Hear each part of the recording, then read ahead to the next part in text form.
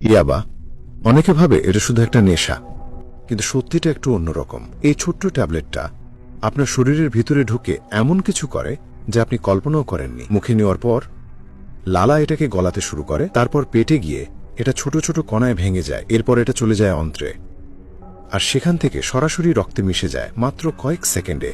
এই কণাগুলো আপনার রক্তের সাথে ভেসে পুরো শরীরে ছড়িয়ে পড়ে। এখন শুরু হয় আসল যাত্রা। রক্তের সাথে ভেসে ভেসে এগুলো পৌঁছে যায় আপনার মস্তিষ্কে। সাধারণত মস্তিষ্কে ঢোকার আগে একটা শক্ত দেয়াল থাকে যেটা খারাপ জিনিসকে আটকায়, কিন্তু ইয়াবার কণাগুলো চুপচাপ সেই দেয়াল পেরিয়ে ঢুকে পড়ে। আর ঢোকার সাথে সাথেই মস্তিষ্কের ডোপামিন হঠাৎ করে অস্বাভাবিকভাবে বেড়ে যায়। এই ডোপামিনই আপনাকে ভালো লাগা, আনন্দ আর আত্মবিশ্বাস দেয়। তাই তখন মনে হয় আপনার শরীরে প্রচুর এনার্জি, মাথা খুব পরিষ্কার, আপনি আনস্টকেবল। কিন্তু এখানেই লুকানো আছে বিপদ। এই শক্তিটা আপনার নিজের না, মস্তিষ্কের ভেতরের সঞ্চয় থেকে জোর করে বের করে আনা শক্তি। এই সময় মস্তিষ্কের কোষগুলো একটানা কাজ করতে করতে অতিরিক্ত চাপের মধ্যে পড়ে। ডোপামিন এত বেশি বের হয়ে যে যেগুলো আবার ভরে ওঠার কথা ছিল সেগুলো ধীরে ধীরে ফাঁকা হয়ে যেতে থাকে। এদিকে শরীরের অন্য জায়গাতেও প্রভাব পড়ে। হৃৎপিণ্ড দ্রুত ধড়ফড় করতে থাকে,